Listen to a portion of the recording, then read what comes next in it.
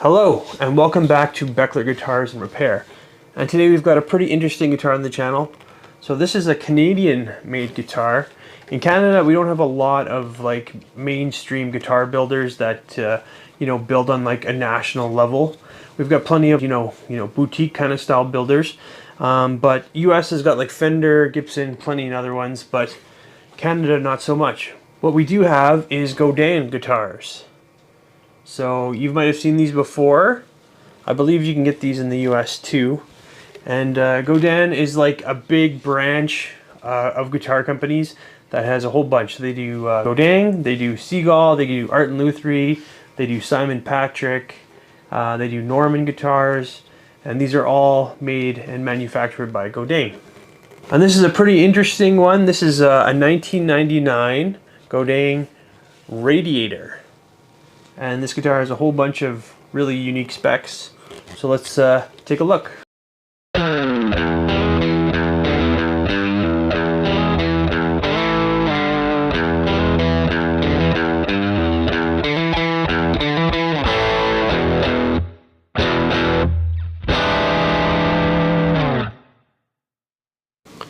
So I'm putting a little extra stink on that French pronunciation of it. A lot of people pronounce it Godin, which is basically how it's spelt. But it's a French-Canadian pronunciation apparently, so it's supposed to be pronounced like Godin. So a little bit of like, pretty much Godin with a little kind of a G-ish on the end of it. So that's how you pronounce Godin. Came in the original case, apparently. So this is like a pretty nice hardshell case. It's fitted to the guitar. And it's kind of plush on the interior. It's got a little bit of a foam block there to protect the guitar. But yeah, this Godin is, they make a lot of different styles of electric guitars, but this has always been one of the crazier ones. This one's called the Radiator. And it's got some pretty crazy specs. So yeah, let's just get right into it. So basically, it comes with two noiseless single coil pickups. Now these are in the shape of like mini humbuckers. They're made by Godin. And it's also got, the whole top is a big piece of like perloid material, so like mother of toilet seat. So this whole top of this guitar is mother of toilet seat, and that's because it's covering over the chambered out body. So once we remove this pick guard, it should get kind of interesting. It's got a non-tremolo bridge with some pretty interesting looking saddles. We'll take a little closer look at those on the bench. It's got two volumes and one tone, so no pickup switch at all. So the only way to change your pickups is to roll down the volume on one and turn one up on the other. So that's how you switch your pickups. And this is like a master tone. It's got a rosewood fingerboard with like silver dot inlays, a bone nut, and it's got a hard rock maple neck.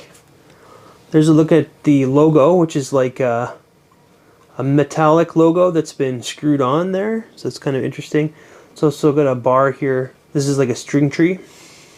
And it's got the same scale, length, and radius as a Gibson. So it's a 24.75 scale with a 12-inch radius. And this is a bolt-on neck. This color is called Pace Car Blue. So it's kind of a metallic flake finish. It's quite a nice color for sure. This is a bolt-on neck, but then have a look at this neck. This is like one of the nicest necks I've ever seen on any guitar. It's insanely flamed and bird's eye. So it's got flame, maple, and bird's eye. Let me just take a slow pan so you can appreciate that. There's tons of movement in the flame, and there's bird's eye everywhere. The flame's nice and deep. It's a gorgeous neck. And this is kind of a satin finish on here too. It feels really good. So yeah, a pretty wild guitar. Let's go ahead and get it on the bench and take a closer look at the specs. The Radiator weighs in at just a hair over 7 pounds. Or 3.192 kilograms. So there's no pickup switch, so the only way to switch the pickups is to roll down the volume on the other pickup. So on the bridge, this one's, the neck's rolled down to nothing. So on the bridge, we're getting a reading of 7.41. So then to get the neck reading, I'd roll this all the way down and then roll this up. And then the neck, we're getting a 7.54. And then the middle position would be both fully on. So that's a 3.87.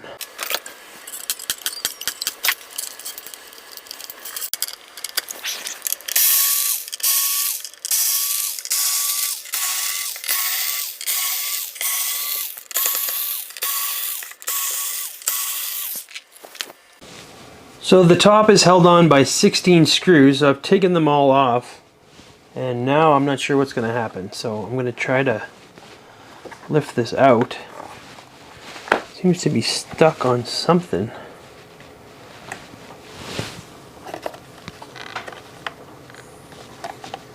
Looks like there's a little more to this. I'm going to have to take some more screws out, I think.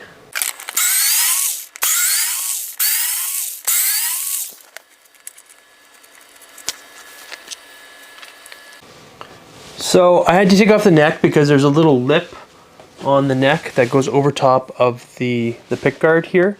So you can't really look underneath without taking the neck off. And then there was also this little radiator badge. So this says Radiator Cool Sound. And that was screwed onto the body here too with some pretty long screws. But with the neck off and the badge off, now you can take off the top. And let's have a look here. All right. So, okay, not what I was expecting at all. I saw some pictures on the internet when I was researching this model, and I thought it would look more like this. Apparently this is one of the newer models, I guess, and the older ones didn't really do it like that. So this whole body is actually silver leaf maple, and I don't think it's chambered. I think it's just a one-piece body. In the specs it says chambered, but this version, I think this model is a little different than some of the other ones I've seen, because all the other pickups I've seen in the pictures, they don't have these two black lines on the pickups. They just are totally black. And also on the neck, on all the other models I've seen, on the neck it shows a little R, like a radiator symbol, and this one does not. So I don't know if this one's like an early one or maybe a prototype or who knows, but anyway, the specs on this one seem a little bit different. But this one seems like it's a fully solid piece of silver leaf maple with a big swimming pool route in the middle for all the electronics. And these are very strange looking pickups. So they're kind of look like the Rickenbacker toaster pickups, sort of. I know that they're low noise single coil pickups. That's what they say in the specs. And they have like a metal plate in the back and some foam. And then the pots, they're using full-size pots. They're unbranded for the volume, and then a full-size pot for the tone. And then there look like a little green box-style capacitor. And the bridge is just top mounted. It's a top loader, kind of like so the strings don't go through the body. They're actually, you load them right into the slots in the back and they go over top of the saddles. And this whole bridge is just mounted right to the top of the body. It's got some pretty unique looking saddles. They're kind of, they go straight in a piece of metal and then they branch over with the saddle portion. So it would work the same way as like a Strat. But this is not a tremolo bridge, it's a fixed bridge. So the pick guard is essentially the whole top of the guitar, and it's a 1-ply pearloid pick guard, and everything's mounted to it in terms of the electronics, kind of like a Fender, and except for the bridge, which is mounted to the body. And here's a look at the neck pocket. It's kind of similar to like a Fender style, a little bit different here on the carve. And it's just got a bunch of markings in there from the factory. Looks like there is one shim, or two shims, two little paper shims from the factory. And then the other stuff looks like a serial number there, and some pen markings from a factory worker, I would assume. And then here's a look at the neck A little bit of a rough route here. It looks like they had some tear out, but then they decided to use it anyway. It's not a big deal because nobody sees this portion. But it looks like they ran into some end grain on the router and it tore out a big chunk. And then it looks like they're using a nice thick piece of rosewood.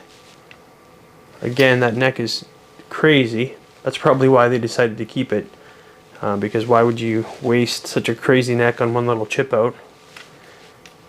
And yeah, the fretware looks good. They're a little oxidized. They need to be polished and cleaned up a little bit. But there's no fret wear. And this guitar is in crazy shape for, you know, a 26-year-old guitar. It's like new. There's not hardly any marks on it. And there's a better look at our Godin logo. That's just screwed onto the top there. And this is the string tree. And this is a dual action truss rod that you can adjust right from the side here.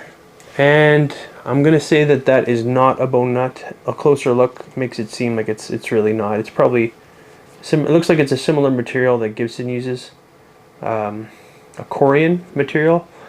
They have all sorts of names for these things and what kind of material they're made of, but it looks very similar to a Gibson. And as far as the neck fit goes, it's very tight. It just really holds in there nicely.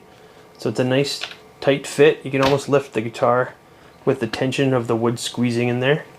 So that's nice. I'm going to put this guitar all back together and set it up. I'm going to polish the frets, hydrate the fingerboard, intonate it, and then we can check the overall condition, the neck specs, and the setup. Just quickly going over condition. This will be quick because there's virtually nothing wrong with this guitar. It's in near mint shape. No scratches or dings on the headstock. The nut is well cut. I polished and hydrated the fingerboard, so there's no fret wear. The frets are nice and shiny now. We've got those silver dot inlays on the fingerboard, and the rosewood grain is nice. It's a nice dark piece of rosewood. Again, the whole top is one big pick guard, so you can't really see any scratches or anything. Even looking in the light in the pick guard, you can see some minor picking scratches in the picking area. That's about it. We've got these knurled knobs with like the pearloid dots on top that kind of matches the pick guard. And on the back, yeah, looking into the light, it looks brand new. There's no wormings or scuffs. Here in the back you can see a little bit of like some light finish marks there.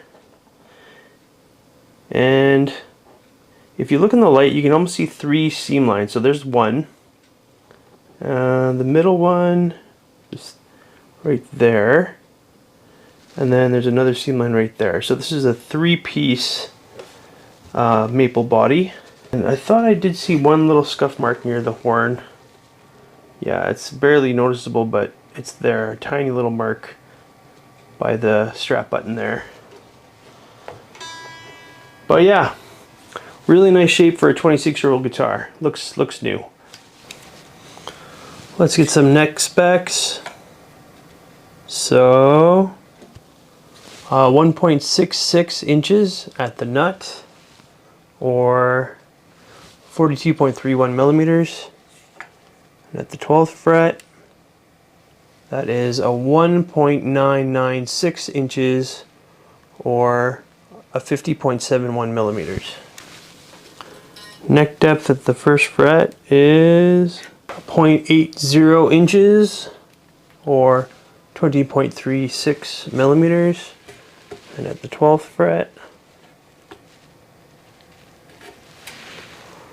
that is a 0.85 inches, or a 21.67 millimeters.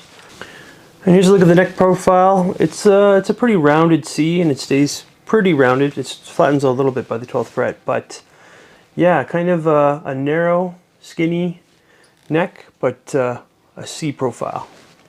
And just checking for a neck dive. No neck dive. Sits right where it should. Got a nice setup on this guitar. It was already pretty well set up. I didn't have to do much. But using my notched straight edge, you can see that there's very little gap between the fingerboard and the straight edge. That means the truss rod's set nice and tight. There's not a lot of relief in the neck, which is how I like to set my guitars. And then here in the 3rd fret area, you can see that when I'm using the 3rd fret, that the string is almost sitting on that 1st fret. So that tells me we've got really nice action here. The nut is well cut, and there's very little relief in the neck. And then at the 12th fret, you can see using my depth gauge, it's sitting at just about a 1 millimeter for the low E, and again just about a 1 millimeter for the high E. So very nice low action. I'm just going to run through the fingerboard, make sure there's no fretting or buzzing anywhere. I like to speed up this part, but if you want to hear it in real time, just slow down your player to 25%.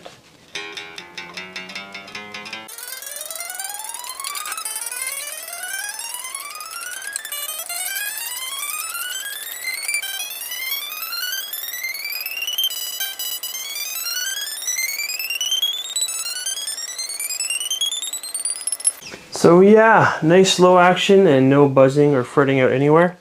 The shape is pretty much like a Les Paul. It's really easy to get up to these upper frets. A little harder on maybe the E string, like the low E string, but it's still comfortable. And this is a full 2 octaves. This is a 24 fret guitar. I'm not sure if I mentioned that before, but yeah, 24 frets. The fret ends are nice and smooth too. There's no sharp ends at all.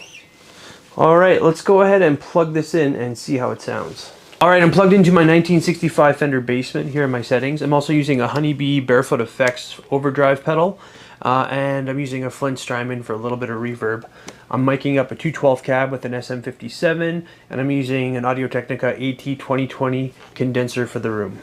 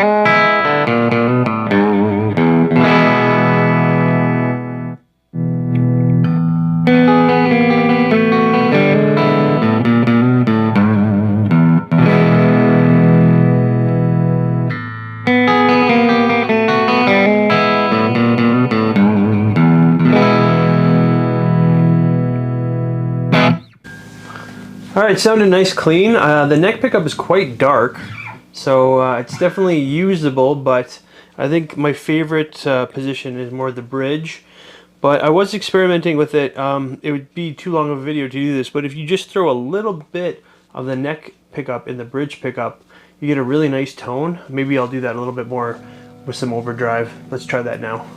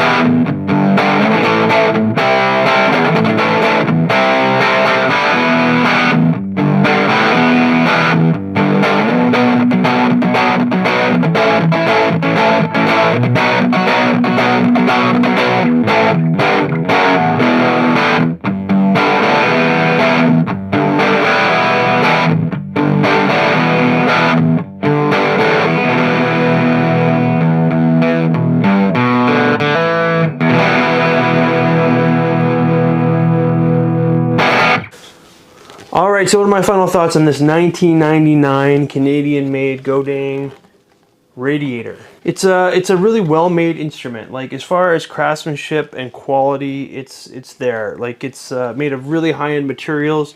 We've got a nice maple body, a hard rock maple neck, and just look at the figuring and the bird's eye in that neck. It's crazy. One of the nicest necks I've ever seen. It's got a really nice dark rosewood fingerboard. The fretwork was really well done, no sharp frets at all, and I can get it nice and low with no buzzing or fretting out anywhere. There's no finish flaws or workmanship flaws. This is a really well-made guitar. I can't really get along with this neck. It's just too skinny and too thin for me. I've just grown accustomed to larger necks, so I really have trouble with, you know, if I get an especially small skinny one, it's just a little uncomfortable for me to play. Again, that's a personal preference thing. If you have smaller hands or if you like smaller necks, this would be right up your alley. And the pickups I thought were pretty good. They were a little dark for my taste. Like, I like a little bit more of a trebly pickup. And you can get that from the bridge, but the neck pickup is quite dark. It sounded a little muddy to me at times, but I think the sweet spot was when I was mostly on the bridge pickup, but rolled just a little bit of that neck pickup in there because they just gave it just the right amount of lows. It sounded like a really nice kind of a humbucker in that position. And it's got a very unique look. I mean, you love it or you hate it. It's basically the whole top is one big pick guard, and then it's just a big swimming pool route with the electronics All the electronics look to be high quality. They're using full-size pots, nice capacitors. The wiring was nice and neat. And the guitar is nice and light. I'd say if you're looking for like a pretty unique Les Paul alternative with single coils instead of humbuckers, this is a pretty cool option. It's really nice to have that, you know, full 2 octaves to the 24 frets, a big selling feature for sure. And it's very comfortable to play. You've got easy upper fret access. If you really reach around, you can really get into that E string too. So yeah, very easy to play. It's nice and light also. I mean, 7 pounds. This is a really well-playing, well-made guitar. And again, like I said before, this guitar is in like mint condition. There's no scratches or dings. Like I said before, I think there's one tiny little scuff up here by the strap button, but other than that, it looks brand new for a 26-year-old guitar. If you're interested in this one, I'm going to have it up for sale on the Reverb page. I just can't get along with the neck. But that's going to be it for today. Thank you for tuning in to Beckler Guitars and Repair, and I'll have more for you really soon. Thanks a lot.